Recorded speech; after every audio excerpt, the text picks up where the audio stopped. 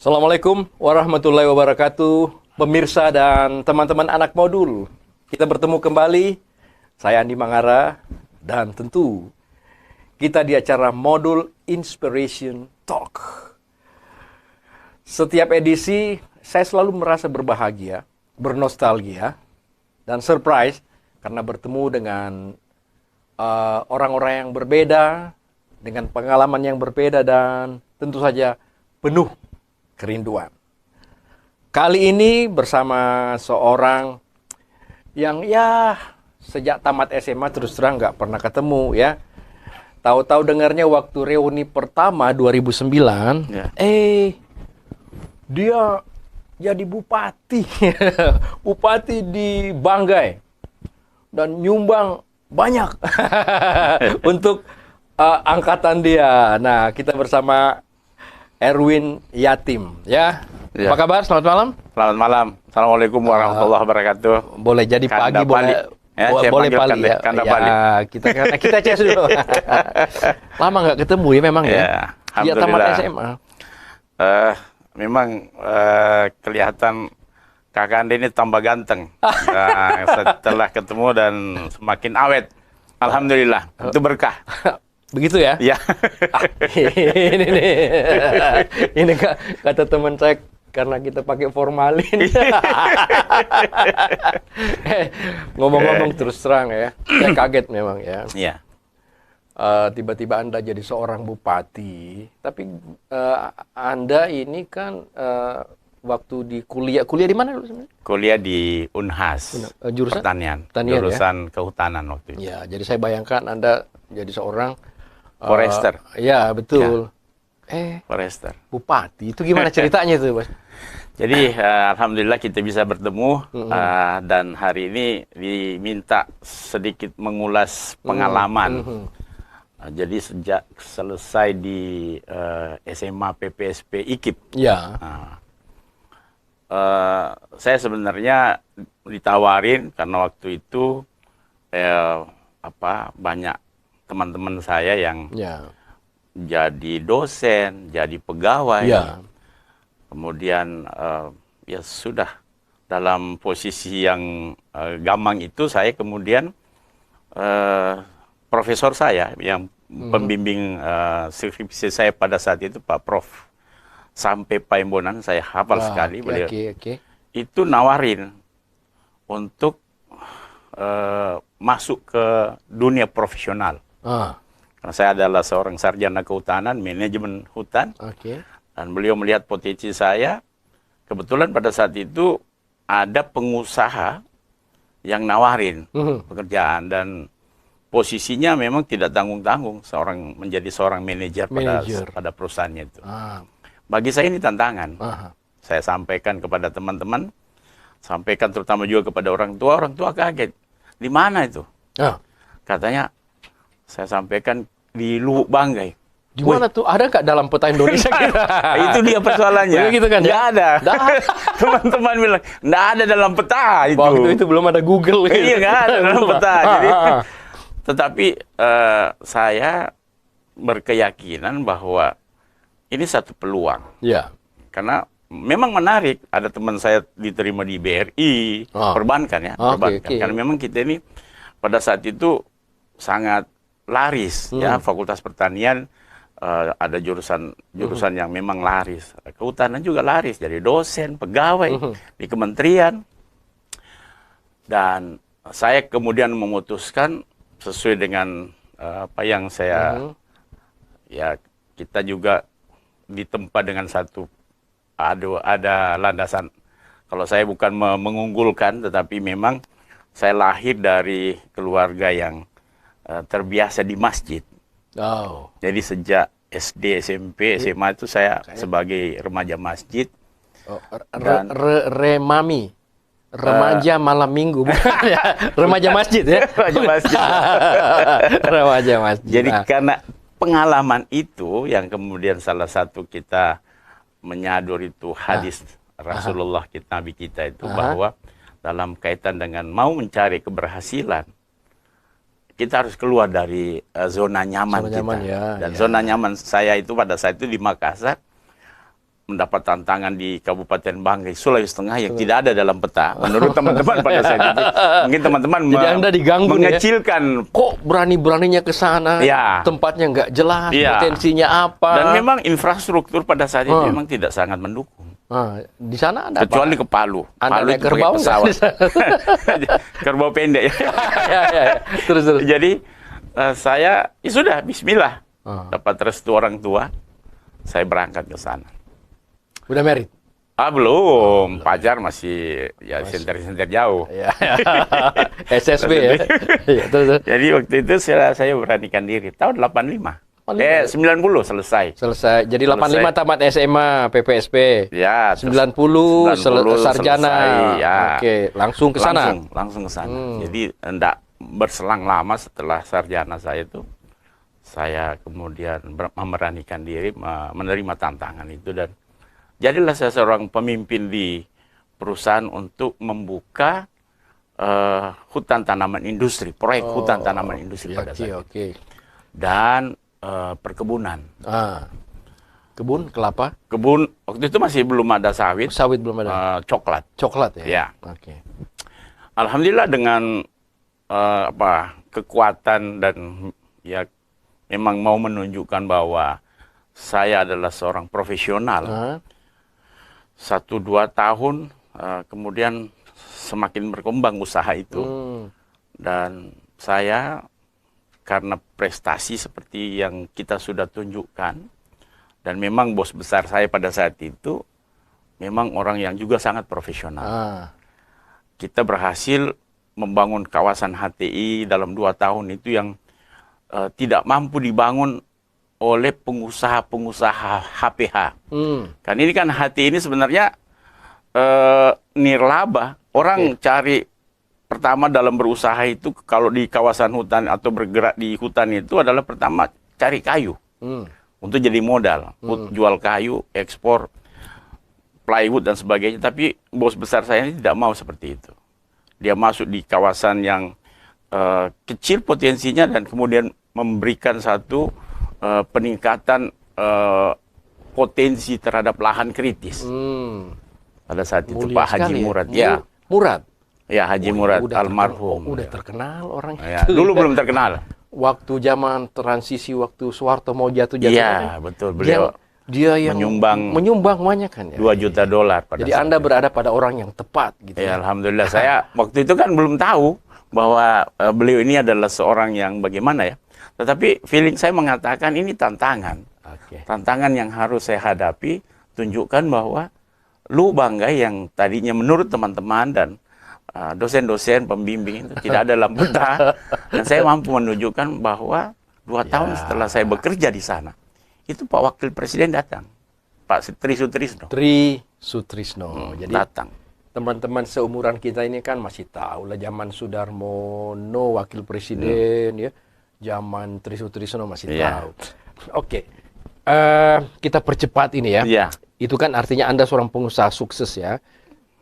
Ceritanya nyebrang ke politik dan Anda jadi wakil bupati, kemudian bupati, itu bagaimana Anda bisa tertarik ke dunia politik itu? Nah itulah itu jadi soalannya. Kalau JK kan bilang ya hanya pemimpin yang berbasic pengusaha yang bisa bakal sukses gitu loh. Nah kayaknya Anda praktekkan itu ya.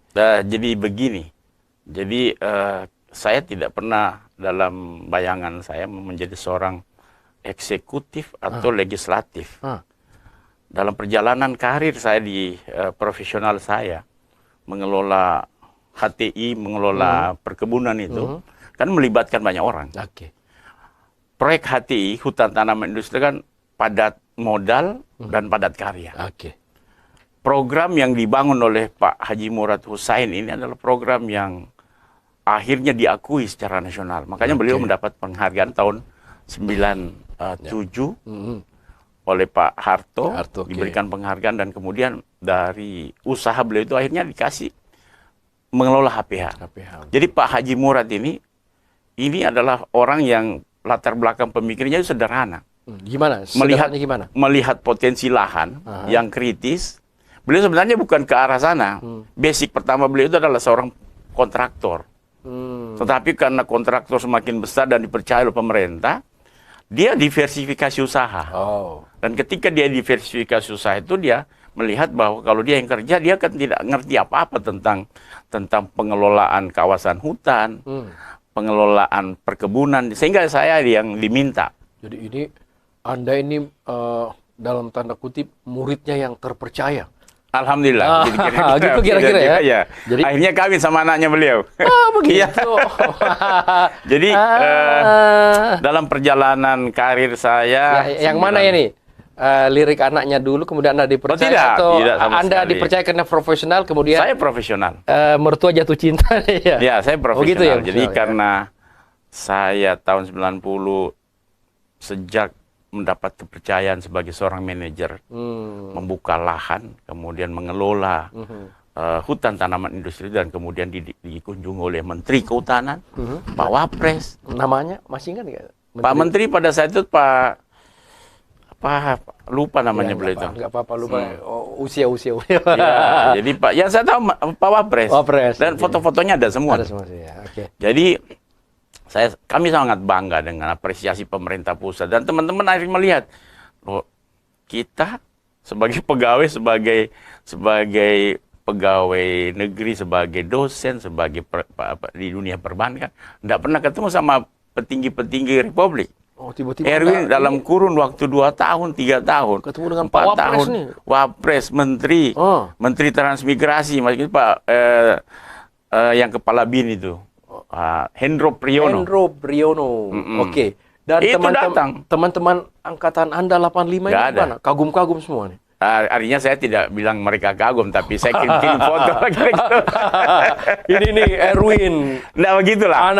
Nggak begitulah. Anak 85. Saya cuma membuktikan bahwa Banggai ini adalah potensi yang ketika kita garap baik-baik, profesional kita tunjukkan, maka tentu pemerintah melihat sebagai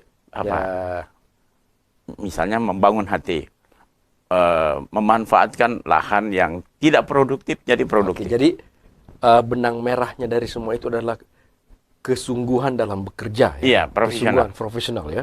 Itu yang kita perlu tularkan ke teman-teman. Kira-kira kalau besar modul ya. Iya, jadi itu yang saya pikir, profesionalisme, kemudian kecintaan dengan apa yang diberikan kepada kita, dan kesungguhan kita, akhirnya kita dapat banyak hal. Dapat anaknya bos, dan dapat pekerjaan yang semakin melejitkan kita sampai menjadi seorang direktur. Luar biasa. Posisi direktur di sana. Oke. Saya nggak apa-apa kasih perbandingan, baru-baru kita buat perhelatan yang besar ya, namanya di Bali ini kan. G20 ya. Nah, ada sebuah side eventnya itu berjudul V20 itu adalah value, di mana semua negara-negara delegasi yang hadir itu bersepakat bahwa value yang diperlukan adalah pertama responsibility, tanggung jawab. Yang kedua adalah kolaborasi. Yang ketiga adalah welas asih. Mas, apa itu welas asih? Kemudian yang keempat nih kayaknya pasti Anda punya nih, gesit. Jadi semua pemimpin dari semua negara yang hadir diharapkan menularkan yang namanya value 20 itu.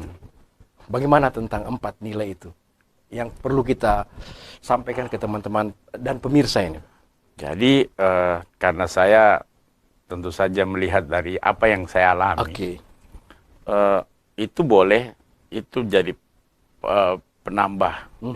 Tapi kalau saya melihat apa yang saya alami dengan beberapa tahun saya mengelola perusahaan itu, intinya memang kita fokus dan profesional, kerja keras. Itu ya? Ya. Kerja keras. Kerja keras.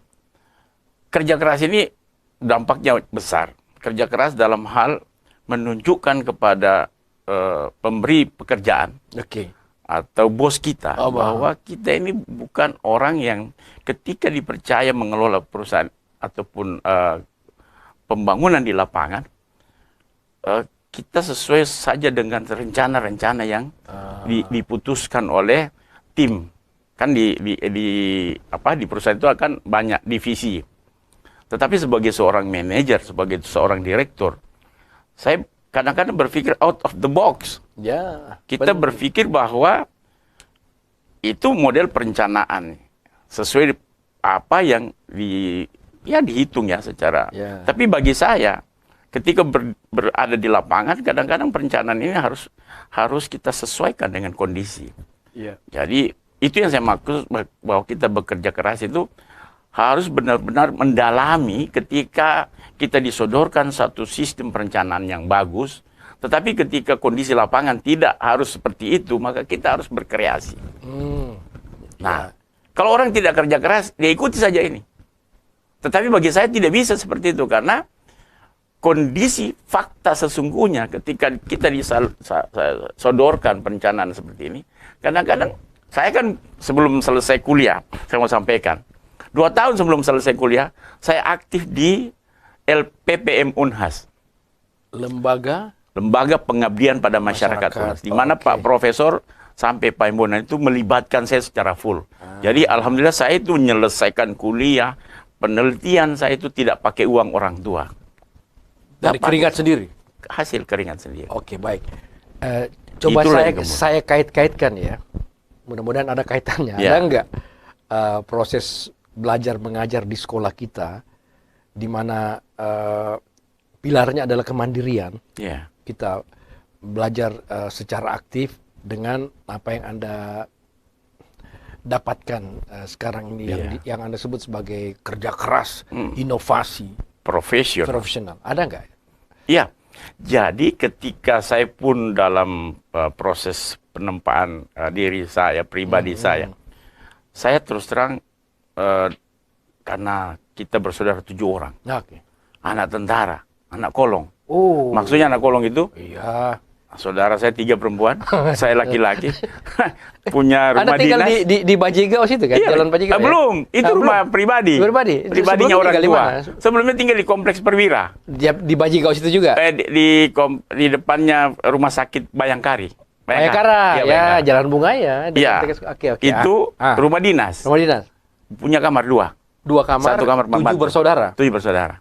1 kamar orang tua, 1 kamar saudara-saudara cewek. Kita terpaksa di kolong, makanya jadi anak kolong. Dan karena itu tempaan yang luar biasa. Iya, dan karena itu saya banyak bergaul dengan anak masjid. Saya tidak kebanyakan tinggal di rumah, dan saya kebanyakan tinggal di masjid. Makna sebagai remaja masjid inilah yang kemudian banyak mengilhami saya, yang saya kemudian tidak tahu nasib saya itu harus kemudian jadi anggota DPR 2 periode, DPRD Kabupaten. Di Kabupaten, di Banggai. Iya, 2 periode. 2 periode? Iya. Dari partai jaket merah nih? Iya. PDIP? Iya dong. Partainya Pak Jokowi. Jadi 2 periode, terus jadi wakil bupati. Itu wakil bupati. Jadi wakil bupati. Legislator 2 periode. Iya. Wakil bupati, kemudian jadi bupati. Ya. Kemudian sekarang istirahat dulu. Jadi sekarang back to basic lah. Jadi pengusaha. Dengar-dengar dapat bocoran dari produser kita, sekarang jadi lahan kelapa sawit ini. Ya, alhamdulillah. Berapa luas? Hasil kurang lebih 200 hektar. 200 hektar ya. Kecil.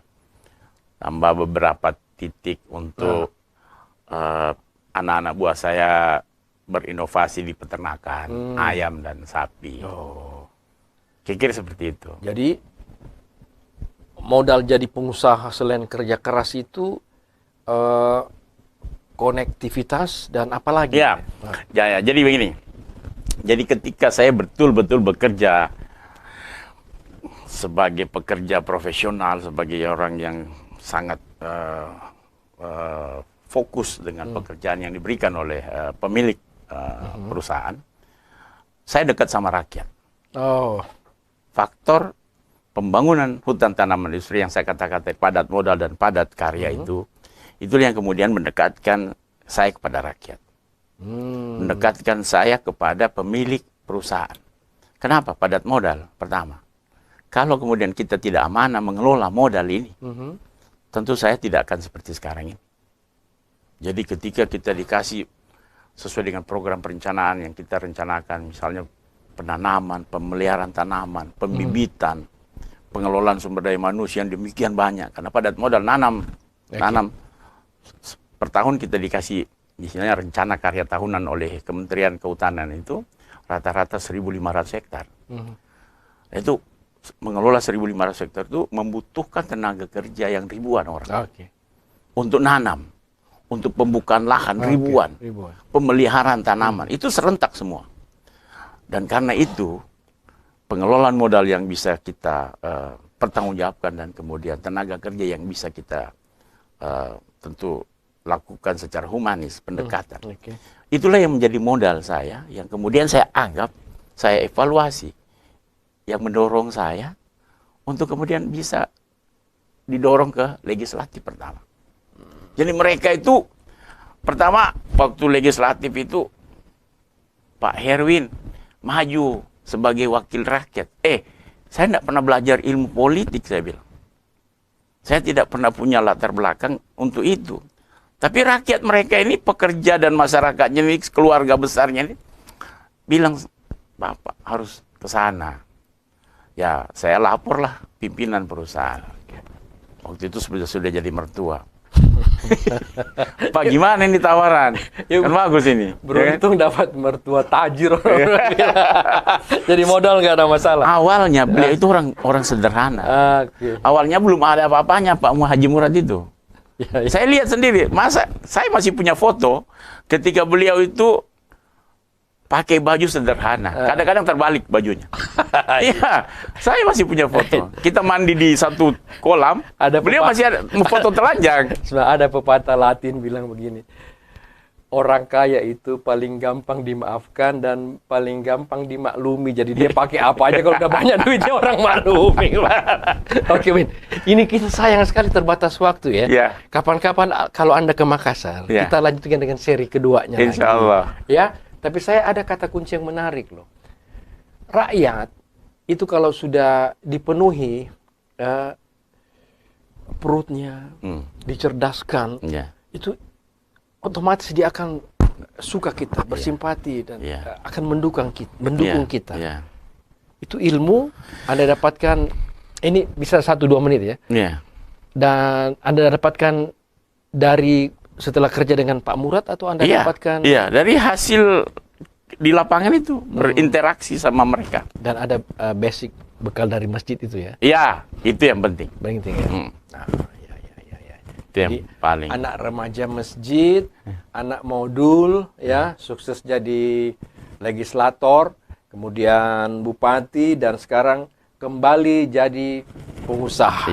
Ya, yang paling penting adalah dalam bekerja kita amanah. Oke. Baik, sampaikan 1 menit salam Anda kepada semua pemirsa dan teman-teman anak modul. Silakan.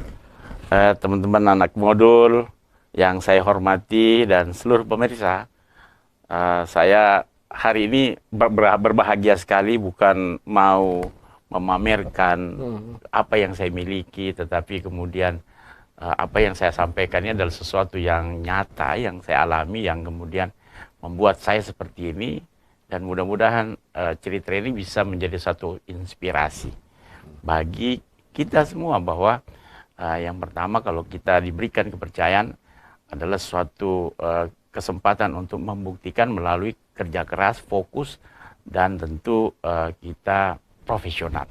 Insya Allah dengan seperti itu kita bisa sukses. Kalau begitu mari kita tepuk tangan. Terima kasih. Kita cheers dulu nih, Win ya. Iya, oke. Kak Ganda. Baik, pemirsa dan teman-teman anak modul, Erwin Yatim, semoga benar-benar memberi inspirasi kepada kita semua. Amin. Kita akan bertemu dengan beliau mungkin pada 85 night ya. Jadi anak 85 rame-rame nih ya, nyanyi-nyanyi kemudian sharing gitu ya. Pada edisi yang lain. Saya Andi Mangara dan selamat menikmati obrolan ini. Assalamualaikum warahmatullahi wabarakatuh dan salam anak modul.